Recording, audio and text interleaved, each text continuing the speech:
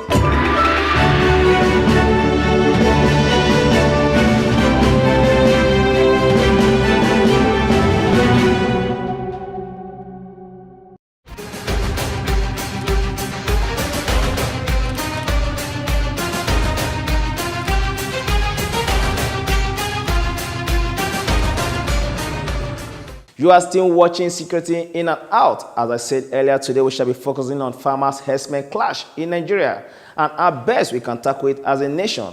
And our guest is a retired U.S. Army Captain, BISH Johnson.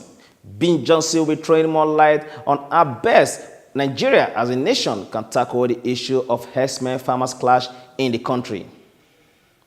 Meanwhile, let's go on a short break, and when we are back, we shall be taking some highlights of security news in the course of the week.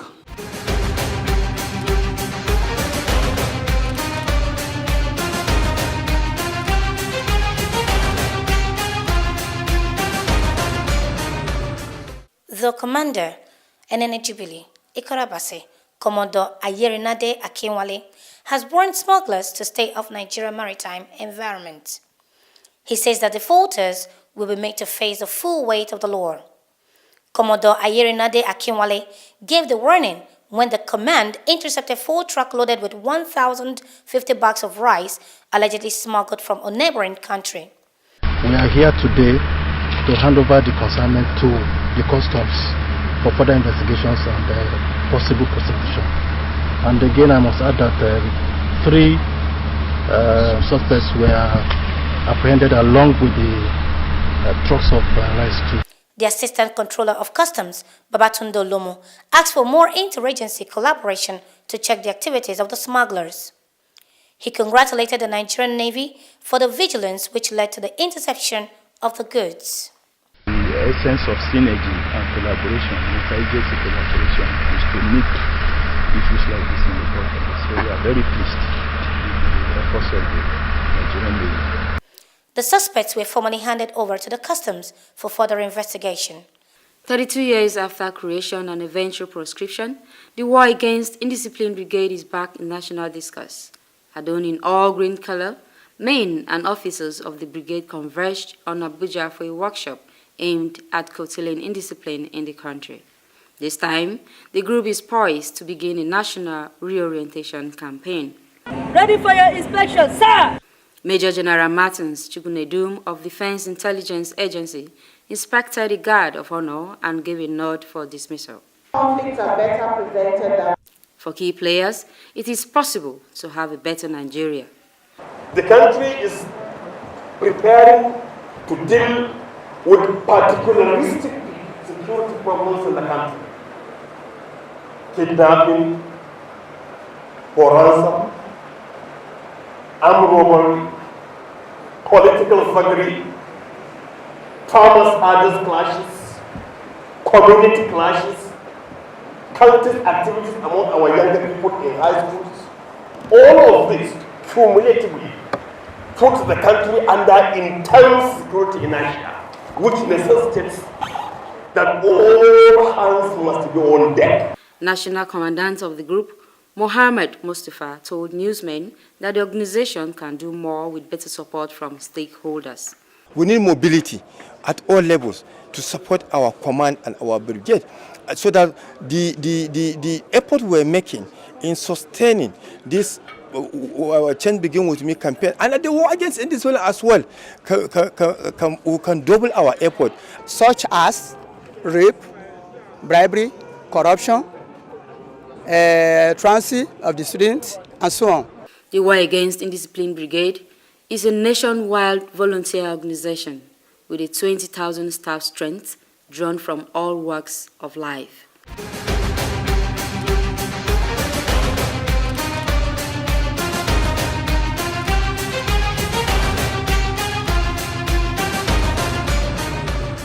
Those are the security news in the course of the week. Stay put while we go on a short break.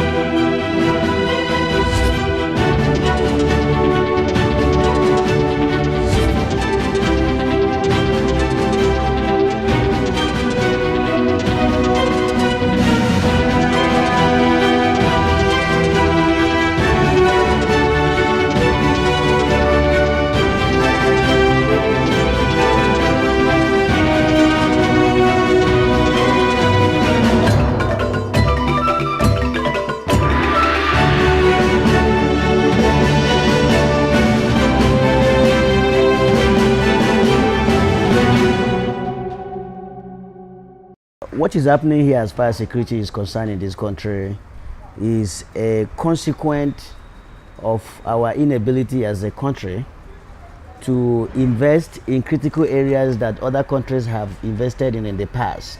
So what happened is that we lack the capacity to deal with security situations in this country, just like we lack capacity to deal with every other thing that we have in this country, because we've not made the necessary critical investment in security, in infrastructure, in tools that enable law enforcement to be able to do their job and do those jobs effectively. You see that most of the things that our police do, they're still using the crude method of investigation. And so by so doing, most of the times they don't get to the bottom of the matter. Or when they do get to the bottom of the matter, sometimes the people who get hooked up and put in prison may not necessarily be the ones who committed the crime, because crime has gone very highly sophisticated.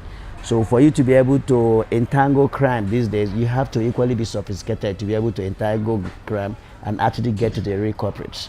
So the security situation is by no means any surprise. It's as a consequence of failure of various governments that we have had in this country to invest in critical infrastructure, invest in our law enforcement and security agencies, train them, hire the proper people.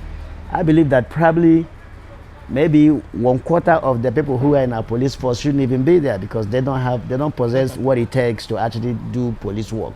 That is my own assessment and my own take. Okay. Now, looking at the Benue massacre by the alleged Fulani Herdsmen, what comes to mind?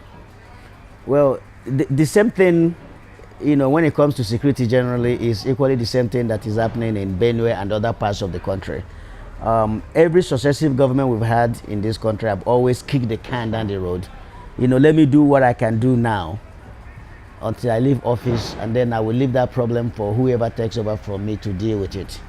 And so what happens is that because we don't tackle problems when they come, we only tend to treat the symptoms of those problems so that it will give us time to complete our tenure and leave office. Those problems continue to build up. By the time it now resurfaces again, the magnitude of those problems becomes so immense that we are unable to deal with them. The issue of herdsmen farmers clashes is not new. This problem has been happening in this country for a very long period of time, but we have failed over these years to take actions that will stop it. Anytime there is a migratory movement of animals from point A to point B, they are going to consume every grass, including crops, on their path. because they're animals. So they will consume everything on their part. In so doing, they will eat crops. And the farmers want to survive. They depend on those crops for their own livelihood. So do the livestock farmers, because they too are farmers equally. They need to feed their livestock to be able to earn a living as well. So the government, because it has failed to actually address this matter when it was coming up, they allowed it to build up to the point where we are right now, that you see people, they are killing each other. So what we are right now doing now is a fire brigade approach. You know, let us see what we can do now to stop it. But we should have tackled this problem back when it first, started. Now, that is not to say that because we didn't tackle the problems in the past, we should do nothing now. We should still be able to solve the problem. And I've been hearing some suggestions here and there, which I too have been. I've been offering my own suggestion.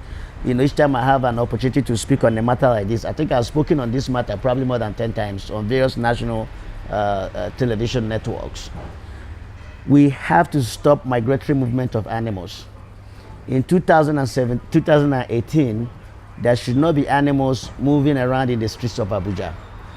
Animals should not be roaming the streets of Nigeria. Animals should be confined to a particular location where they will just stay there and graze. Okay? I don't care whether it's private ranching. I don't care whether it's a government-funded ranching. But there has to be some kind of grazing area where animals will permanently stay and graze. Now, from my experience of what is happening in other countries, there is no country in the world, especially the advanced countries that are doing very well, where agriculture is not subsidized. You have to subsidize agriculture for two reasons. The first reason being that food security is a national security problem. If the government does not subsidize agriculture, the cost of production of agricultural produce is going to be very high. And when it is high, it means that food is going to be very expensive. And when food is very expensive, it means that the citizens cannot afford that food. And when citizens cannot afford the food, they resort to crime. So that is why it's a national security problem. And that is why governments invest in agriculture. That is one point. Another point is that if your government does not subsidize cost of agriculture, what it means that our farmers are disadvantaged from day one. It means that they cannot export their product abroad, because the countries where they want to export their product to, their own government is already subsidizing agriculture, their agricultural cost for them. So their own produce will be cheaper than our own. And because their own is cheaper than our own, we are disadvantaged. So people will now buy from those countries where those produce are cheap. That is what Nigerians need to understand. I've had a lot of talk, federal government should not do this, it should not do that, it shouldn't do this. Federal government has to subsidize agriculture, whether it's livestock or whether it's crop. But agricultural produce has to be subsidized so that one, food can be affordable, and the other one, so that our farmers will be able to export their produce. Okay, thank you so much for those beautiful suggestions. Now, this brings us to the issue that was raised by the Minister of Agriculture, trying to address the Benue massacre, that there should be what we call cattle colonies across the state in the country. What is your take on that? Well, I think that is personally, I support that move. I have been calling for something like that over the years, because the reason why it is like that is we are all Nigerians, and because we are all Nigerians, every Nigerian has a right to move to any part of this country and live there and do business, as long as that citizen of Nigeria remains law abiding. So if there are people who originally were born in Sokoto and they moved to Benue State, they should be able to do their business in Benue State. Now, you know that our Land Use Act gives the land to the governors. The governor of the states own the land in the state.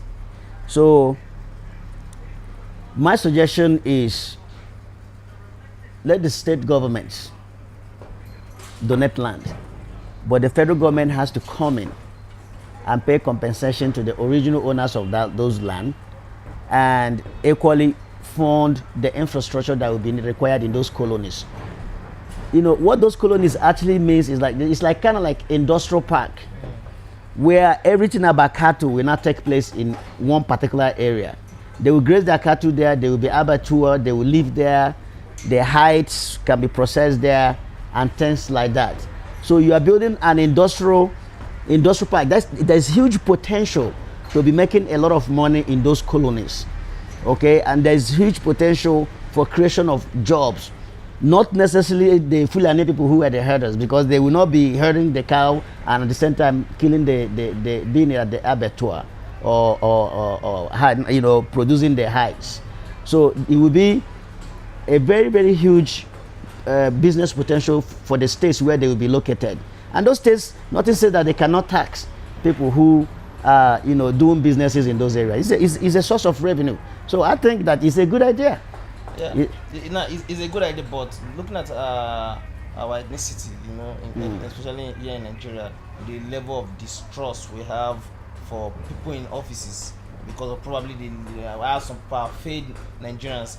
Most times when beautiful ideas like this are suggested, people say, oh no, there's other agendas, just like what you're talking about, the cattle colonies, that people say, oh, this is another way that the APC government wants to steal money and prepare for 2019 election and all. Looking at this level of distrust between the citizens and those in power, those that they voted to be in power, what do you have to say about that? Government has to spend money. That's the security. Government has to spend money. You understand? We cannot say because we are approaching the election season, therefore government should just fold its hands and do nothing. What we need to be worried about is, did we follow the due process to allocate those funds? If such cattle colonies are going to be established, my recommendation is that they follow the normal appropriation procedure. You include them in the budget, send them to the National Assembly, let the National Assembly go through over them, approve them, appropriate them, and hold the executive to account in the expending of those funds. That is supposed to be the job of the National Assembly, to carry out oversight function on how government spends money.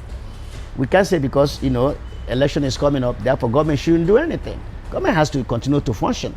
And the way government function is by spending money. So they will have to continue to spend money. It's as simple as that. Okay. Before we conclude, looking at when the Benue massacre took place and Fulani Herdsmen were suspected to be the perpetrators, the government came out, the police, the army, they came out to say, oh, that we have deployed troops to all those areas to ensure there is calmness and all. And they even went beyond Benue State, they say, oh, to other states, they named Taraba State and all. And suddenly there was another attack in Taraba State by Fulani Herdsmen. What does this say about our security apparatus or operative? We're not up to the game. We don't have enough boots on the ground. We don't have enough police to police the whole entire country. As at the last time that we checked, there are about 350,000 police officers in Nigeria. And you're talking about a country of 180 million people or even more, because we don't even know our population, because we have not done any proper census to capture who lives in this country. That is why people like us, we have been calling for creation of state police. Let's allow the states to have their own police so that they can complement the effort of the national police. Because right now, the national police cannot police the entire country. It's impossible. And the military is not police. There's a difference between soldiering and policing. I'm a former soldier. My job is not to go there and start investigating crime. My job as a soldier was to protect the territorial integrity of the United States against any enemy, whether they are foreign or domestic. My responsibility was not to go and fight crimes. It's the same thing here. Soldiers don't fight crimes. Soldiers protect the territorial integrity of the country. So they're not police. Police is a different profession. So we need to consider state police. I don't buy the argument that because that the governors are going to misapply the police forces. I don't buy that argument, because that argument will only be valid if we assume that whoever is the president of Nigeria does not misapply police forces at the federal level. The presidents are still doing the same thing that you're accusing the governors that they are going to do. So, and another thing is that any governor, the most you can stay in office is 8 years. After 8 years, you become an ordinary citizen. So wherever thing that you did while you were in power, you'll be held account to it. So the states should have their own police, so that this police can complement the national police. That way we can have more boots on the ground. What you see happening in Nigeria is that we are reacting after the incident had already taken place. So we are not actually policing the people. We are more like protecting the state. Some of all these things that are happening right now, if these things were to be places where the people are properly policed, you are going to preempt those incidences before they even happen. But what happens in Nigeria is that, we wait after an incident has taken place, we go there and we react, and we say we reassure the people. Are you reassuring those who are living, or are you reassuring those who are already dead? Some of those people who died shouldn't have died. If we were doing what we're supposed to do, some of those lives would have been saved. That is what I call reassurance. I don't see, after people have died, you go there, you say you are reassuring them. Reassuring who? A dead man? It doesn't make any sense to me. He's gone, he's gone. Let's try and preempt these things and prevent them from happening. Thank you so much, Captain. It's nice having this chat with you.